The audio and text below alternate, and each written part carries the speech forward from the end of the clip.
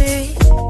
He's like love, love, love, and music. La la la, love, love, love, love, love, and music. Love, love. Hello, everyone. Thank you for tuning in. I am Jay Lee. This is Jay Lee's Corner. This is my review of... My hair is being stupid. This is our review of The Chi. This is season 1, episode 10, the season finale. Why? But that means other shows are coming back. I can't wait for, like, Queen of the South to come back. I can't wait for Snowfall to come back. You know, the Braxtons are coming back. We have so many other shows that Power, Insecure.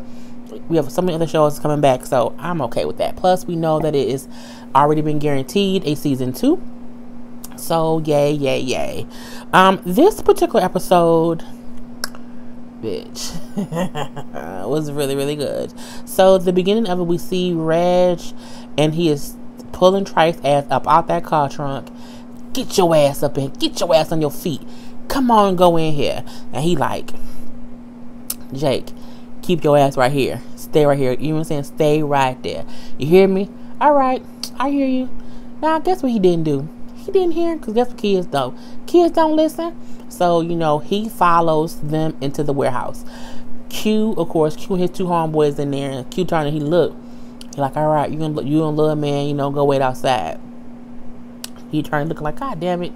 So they go out and we see that. So from there we see like Papa and Kevin basically talking to their teacher, saying, you know, Jake isn't here. He's trying to take up the family business with his brother, and you know, it's some things going on. And she's like, you know, I think I'm gonna go talk to his brother Reg. He's like, I don't think you should do that, teacher. You know, Reg is a mother. You know, he's a bad mama jamma. You know, I just don't think you should do it. And then she's like, I'm gonna take my chances. So okay, cool. Now back to Q. So Q is in the warehouse. Reg and Jake are outside waiting, and Q is saying, so I talked to your boy Wallace, and he's like, that motherfucker. So from there we see Trice show us what happened the night Jason was killed. Because think about it, we never saw anything that happened with Jason, why he was killed, who killed him, what he saw, what he didn't see. All we ever saw was Coogee in the back feeding that dog, heard some gunshots, and that was basically it. We didn't hear anything else. So we see Wallace and Trice at the trunk looking at guns. And we see Jason walking down the street on the phone with his girl from getting his girl some ice cream. Because remember, his girl is pregnant with his baby. So he walked on the phone with her. And as he's walking, he sees something like, that's a cop, and oh boy, and a whole bunch of guns. So he hangs up, tries to hide, and tries to call 911. So he do end up calling 911, but Trice see him. Hey, what you doing back there? So he get up. Hey man, I was just, you know, talking to the front on my girl. I'm getting her some ice cream. You know, that's it. I ain't see nothing. He like, well, who said you saw something? So Jason take off running. He leaving. Trice chases him. Now my thing is, my opinion, you shooting somebody for seeing something that you don't even really know what they saw. Honestly. But I think in drug dealer world, they do that kind of stuff. I'm not sure. Usually in drug dealer war, you just say, you better not say nothing or I'm going to kill you. You don't go around killing people. So Trice chases him, and he catches him and he shoots him. Pow, pow. Shoots him. Jason's dead. He's down on the ground. A couple shots or whatever.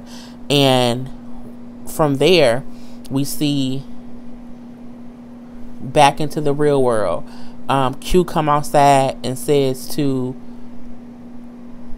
Reg, go finish him off. Gives him a gun and everything. Go in there and do it. They had, of course, Jake stay outside. You hear either one or two shots, and then Q says to Jake, if you want to go in there and see it, go ahead, little man. And Jake little nosy ass goes in and see it. And then we just see a silhouettes of a body on the floor and Reg standing over the body with a gun. So Reg killed Trice. Jake sees his brother with a gun and a dead body. Jake is no longer a little boy. He has lost his innocence. And it's kind of shameful because it's like Reg really took his brother's childhood from him. And we don't know what kind of childhood Reg had at all. But at the same time, sometimes you just hope a person don't want a kid to go down the same road they going. If you see how hard it is for you, why would you want someone else to do that? Why wouldn't your main goal be, you ain't gonna do this what I'm doing? You gonna do something completely different. But Reg the street dude, he can't see beyond his 2 feet. He can't. He really can't. Because Reg even he do have a car. Can think about that. So from there, we see Ronnie. We know Ronnie had turned himself in. So Ronnie is talking to Cruz about what happened. You know, I saw him. I saw the chain. I was talking. I pulled out a gun. I ended up shooting him. And I took the chain back. I gave my son that chain. So, you know, he then asked, what would you do with the gun? I sold it. Where you sold it? On the corner of 125th and 125th, whatever street he said. I was going to say 125th and 125th. I sold it to a stranger or whatever. And Cruz was like, you lying about the gun. I don't know if Ronnie just having a come to Jesus moment. I sold the gun to Meldrick. I don't know his last name. I don't think there's more than one Meldrick in that city. I don't, Ronnie. I'm like, Ronnie up here snitching. And my thing is, I don't think you have to snitch on other people. Period. You did the crime. Cruz know you did the crime. Like, Cruz know you did it.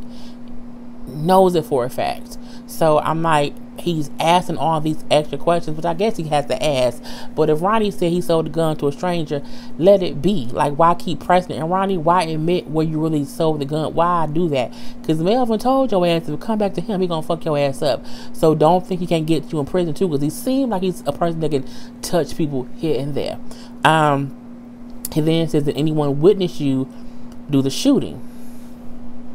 He said yes.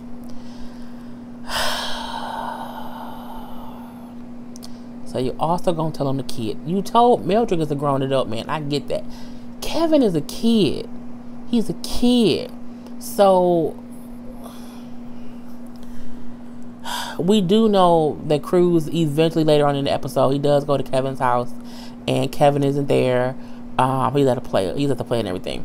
And his mom does answer the door. And like, my son would tell me if he knew something like that. And she's like, man, we really need your help. You know, this other kid was killed and he's the only witness.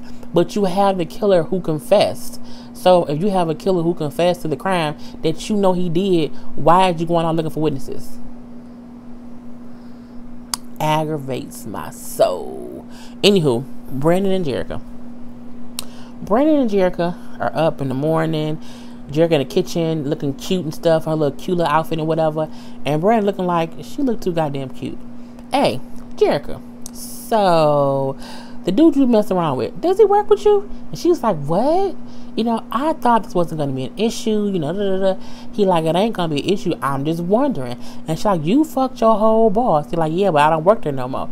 It was cute little back and forth, and it's true, you know who I slept with, but I don't know who you slept with. And, you know, I think that could have been, you know, I do think he should know, simply because she asked him, is it anyone I know? And he said Sarah. So I feel like if he's asking you, hey, did you work with a person? She could have said yes or no. She responded that way because it is someone she works with. Now, we don't know. Well, I can't remember the name of the guy who she brought to the picnic. She said a guy's name. I can't remember if it was him or not, but that point don't matter. The point is, it's a goddamn coworker. And, excuse me, they both do agree from there, like, you know, they can't let it affect them. They need to just move on from it and let it be what it's going to be. And now they're on their way because she got an offer for his mom's house. So they're on the way to the mom to let her know they have an offer. They get there. They are happy-go-lucky. It's a wonderful day. They're about to sign the paperwork for the house. They got like $5,000 over asking price. And it's a good offer. It's a good offer. And as his mom is about to sign it, his phone rings.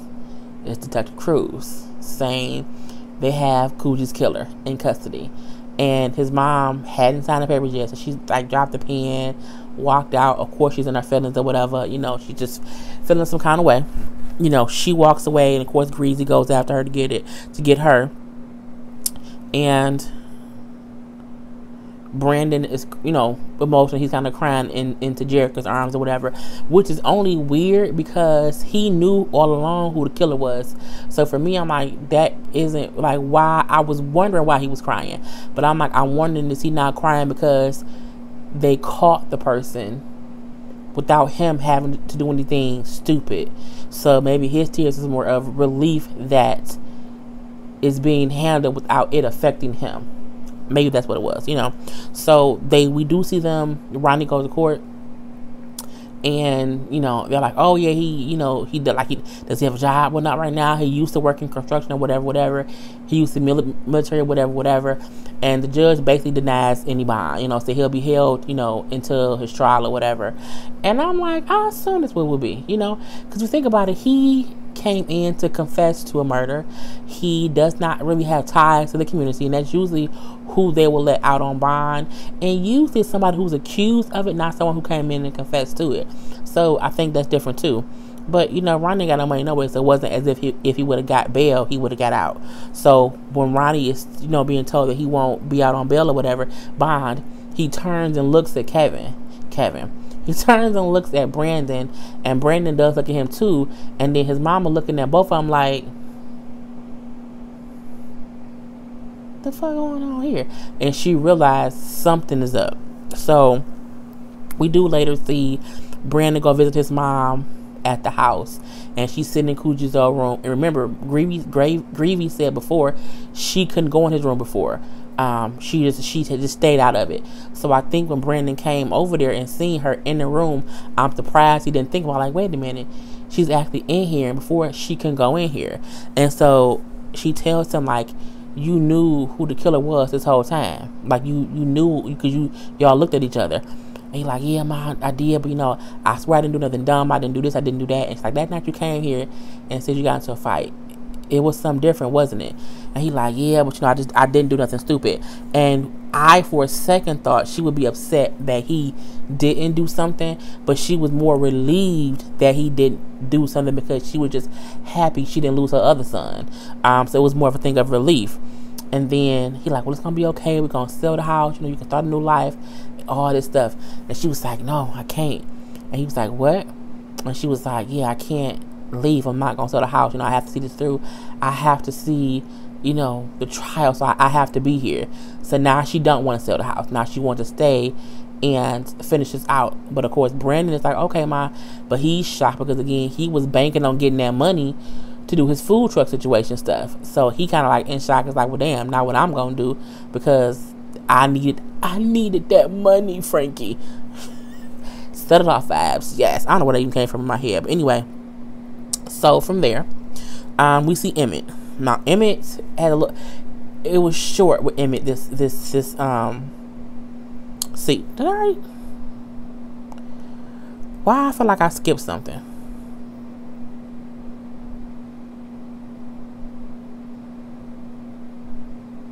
I might just be tripping. Yeah, I might just be tripping. So, we see. No, I wasn't. I was tripping, but not for the right reason. We do see Emmett in the park with EJ, swing on the swings and everything, and we see Tiffany walk up, and Tiffany has a black eye, like she has a whole bruise on her face or whatever. And he like, what happened to you? Mind your own business. And he like, you know, even though we ain't together, you know, you can still talk to me. Look, whatever, shut up, leave me be. I ain't worried about you, don't worry about me. And she leaves. You know, we then see him at work talking to Sam, like, you know, something up with her. You know, she came to pick up EJ. She had a black eye, but she don't want me to ask no questions. And he like, you know, maybe the dude beating her, I can't have my kid around that. You know, I just can't. And so like, yeah, you can't. And he like, you know, I think I'm gonna have to do something about it. So we then see him go to the house because he want to figure out what the fuck going on. So he get up on the porch, and you can hear Tiffany and old boy in the house fighting. You can also hear EJ screaming, crying because his mom and they getting beat up or whatever. So he can't get in the front door. He trying to bang on the door, they ain't answer it. He tried to knock the door down. damn near broke his goddamn on shoulder. So he realized this was a strong door.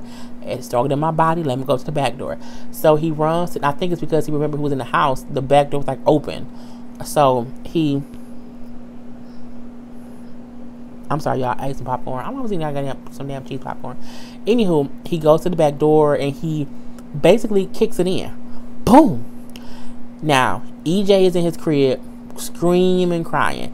And you see shadows or silhouette or, you know, things happening in the living room. Bitch. They get to the living room. Tiffany is beating up the dude. The dude on the floor like these. You know what I'm saying? He like these. Don't do it. No. And she beating his ass with a plunger. His whole face bruised up. I mean, she bruised up too, but he bruised up. They fighting each other. And at this point in time, she ain't losing. He's scared of her. And I'm like, EJ like, what the fuck going on? Tiffany, hold up. So he break it up. And she like, what the fuck you doing here? I told you, don't worry about it. He like, yeah, man. Fuck out of here. And she like, shut up. And he said, oh my God, no. I'm like, this bitch, it's crazy. It's still very unstable because you are in here beating this man up. And your son in the crib watching it all. And what if he do hit your ass back or murder you and your son right there? Bitch. It was just, Emmett like this. Y'all, he like, both you motherfuckers crazy.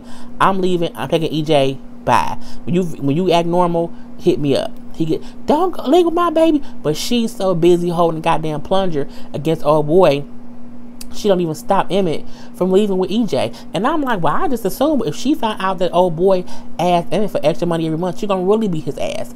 But I still feel like Tiffany, I wonder where she went for those couple weeks though. Like, where did she go for them couple weeks and now she back with this dude and she beating up on him and he beating up on her and they beating up on each other. Like, it's a whole bunch of mess. So, you know, he go home basically. And he was just sitting there talking to his mom, just saying how, you know, I can't have EJ around that. You know, she told me that she was going to call the police on me, but she haven't. So I know what's going to happen. You know, he like, I need to get custody, but I don't know how I'm going to do it. And Jada was like his mom, because he was talking to his mom. And she said, you're going to figure it out, baby. It's okay. But he's there with his son. And it do show that Emmett, in one way, is growing up. Because think about it. In the beginning of the episode, he told her, bitch, that ain't even my baby.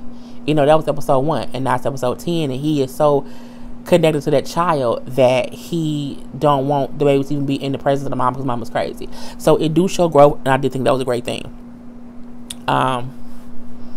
Wallace and Cruz. So Wallace is upset because basically he know that Ronnie was arrested for Coogie's murder, and he's more pissed that Ronnie did not say that he got Coogie's information from Cruz. So he like, you know, so yeah, he confessed, but he didn't confess about what you did.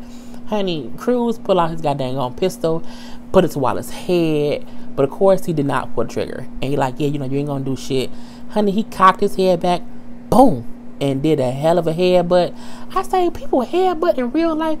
You know, Ocho Cinco headbutted Evan Lozala, and I just think it's weird to headbutt someone. Because when you headbutt someone, don't you hurt your own head? Just saying. You know, skull against skull. I just don't understand it. So he wiped his forehead off and he leave out. And when he leave out, Wallace says, you're dead. I'm like, okay, if you say so. Reg and Jake, because Trice is dead. Reg and Jake pull up to the spot or whatever. He give Jake a gun. Like, you see, I got my gun tuck yours too. They got the car, so all the people on the block like, what's up?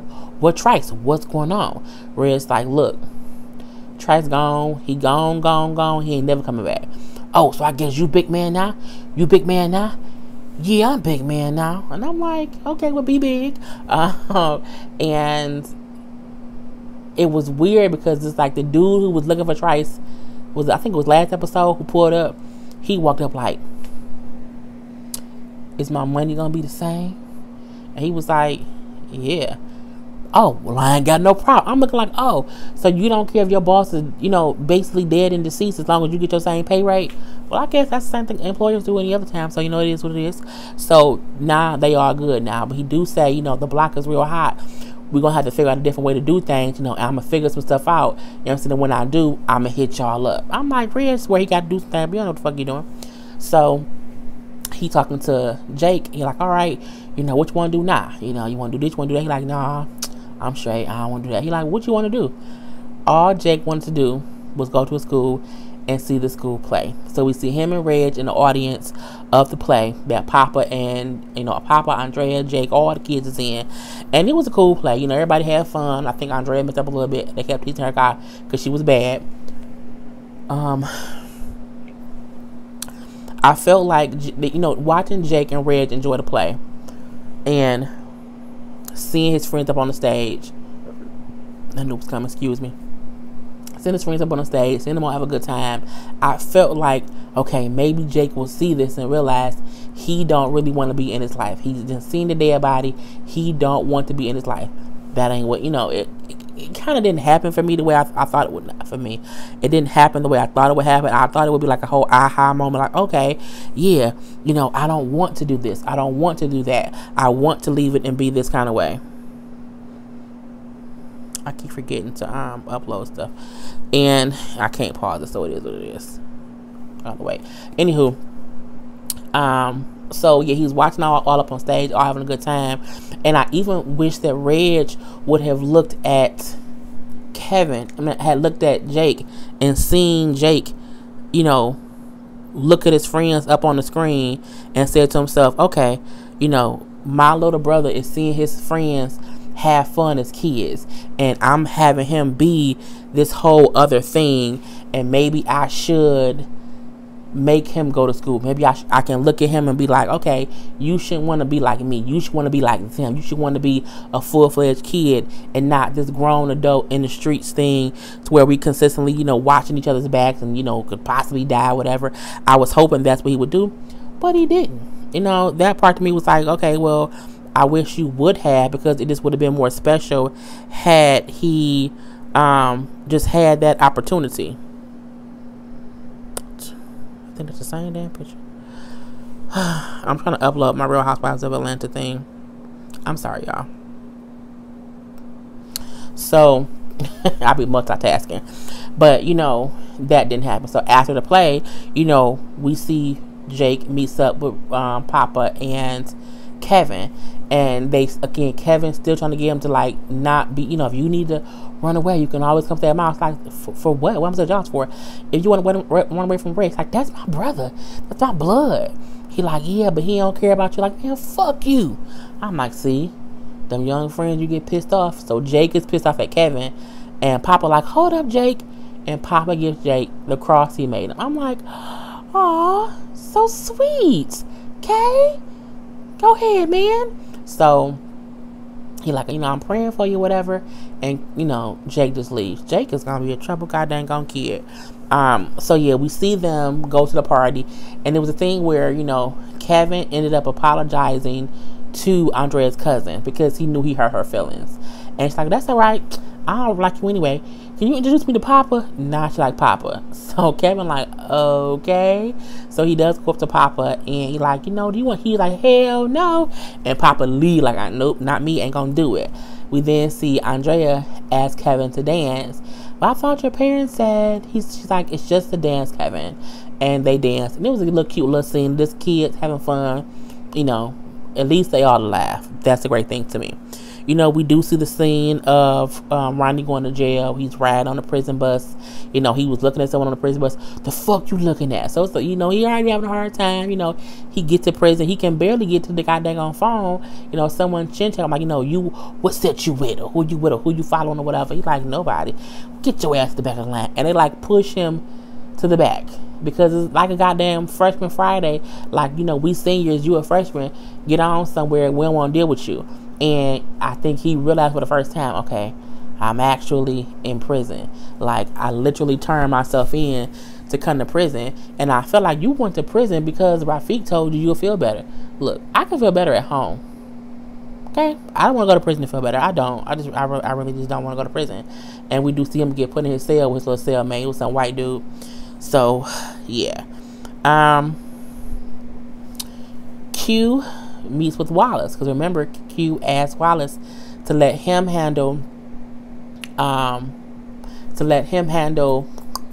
Trice, and then they can work together, whatever. He'll keep the streets, nice, clean, and calm, and whatnot. So he like, yeah, fuck Trice, ha ha ha ha ha. Honey, Q laughing, his friend, everybody laughing, And he like, what's so funny? He like, yeah, he said the same thing about you. And then slowly but surely, everybody started leaving out the bar. So he say, Trice told me the whole story. We then see more to the story of Jason being killed. So we do see Trice shoot Jason. What we didn't see earlier was when he shot Jason, Jason wasn't dead yet. Jason was still alive and he was crawling, saying, please don't do this, please don't do it. Trice held the gun out, was about to kill him again. Wallace walked up and said, what did he see? Nothing, man. He said he was just, talking to his girl on the phone or whatever. And when Trice was about to shoot him and kill him and just put him out of his misery, Wallace says, nah, don't worry about it. I got it. So Trice like, all right, cool. As Trice is walking away, Wallace then puts his shoe on Jason's neck and chokes him out. And Trice sees it as he's walking away.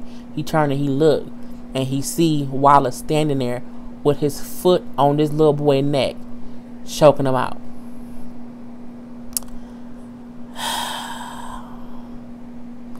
You know how you knew Wallace was dirty, but you just didn't know how dirty? And I always felt like he was covering up for Trice. But no, I think at one point I did say it probably was him that killed him. But I thought he shot him. It was something completely different to see. He wouldn't allow Trice to shoot him and put him out his misery. Instead, he wanted to make him suffer in the end. He wanted to physically make that boy suffer more and strangle him out. That to me was like, you dirty bastard. You dirty little fucker. You know what I'm saying? I was like, okay. So, back to real life. We realized, okay, Trice's bullets didn't kill Jason. And Wallace is like, that's not true. He was lying. And he wasn't lying. He didn't lie at all. You did it. He then says how, I left the game so my son would have a fair shot. I left so that he wouldn't get caught up in any bullshit I had going on, and he would catch the ramifications of it. He was like, it's some bullshit that would happen. And at this point, Wallace tries to run. I don't know why, because he's stupid. Of course, they catch him. They beat him up a little bit with like a baseball bat. They hurt him up. You know what I'm saying? They made his ass suffer as they should have. Okay, they really did. His two friends then is holding him in a chair so he can't get away. And my battery is at 5%. How do I hold on picture?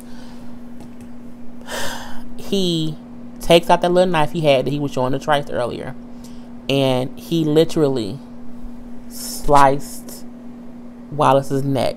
But he sliced it so hard, like he was like, I'm like, you cut that nigga throat like he was really hard government cheese and you wanted a cheese sandwich. I mean, it was just so forceful. But I think it was a thing of you made my son, you put your foot on my son's throat and killed him. So I'm gonna slice your goddamn head off so hard you're gonna feel each tug at your throat. I'm like, he really sliced his ass on up. And I'm just like, okay, that's a lot. I need to charge my phone. And he walks out. No, we didn't even see him walk out. The next scene we see, he's at the mural for Jason. And he's facing it, but you see Tracy walking up to us. At first, I didn't even realize that Q was there. I saw Tracy. And then Q walks towards Tracy, and Tracy walks towards Q. And this is the first interaction of them together. So I was wondering, like, did he call her and ask her to meet there? Or did he get, like, the kind of word, like, I need you to come here for some kind of closure? Because remember, he basically raped her. He was the drug dealer who had sex with her when she was, like, 16. And she got pregnant with Jason. So, we see that whole thing. And, when they kind of come face to face for the most part, he says to her, it's over, it's handled, it's fully handled. I'm sorry. And then he says, Jason, it was just, wrong place, wrong time. And then he walks away. And she, has a little bit of a sigh, I don't know if it was a sigh of relief that she know what happened. Because it's like, was he doing something dirty? Did he, what happened? It was really, he was walking home and he was at the wrong place at the wrong time and got caught up in some bullshit, and that's why he isn't here anymore. So we see that, whole thing. And then the end of the episode, we see, you know, Cruz and them finding the murder scene of Wallace, and their boss saying, you know, you okay with this? He like, yeah, you know, it is what it is. He said, well, cool, this your new case. So Cruz's new case is Wallace's death, baby. You know, we then see Reg. Yeah, the end scene is Reg. You know, Brandon is on his food truck. Reg pull up, and when Reg pulled up, I said, bitch, I already know. What up, big man? Remember me? You know, you said you owed me because you lost my burner or whatever. He like, yeah. He like, well, yeah, we gonna be in touch. You're like, nice food truck. We gonna make some moves. I'm gonna be in touch. So what we figure out is, because Reg need a new way to make money and to move his drugs, to move whatever. So he's gonna try to use Brandon's food truck as a mobile drug selling device. So I can't wait to see how that turns out next season. But this was a great first season. I hope you all enjoyed as well. I have other shows that I will be reviewing. So if you've been watching this, you don't have to go anywhere, because there will be other reviews on all kind of stuff forever, okay? So I am Jay Lee. This is Jay Lee's Corner. Peace.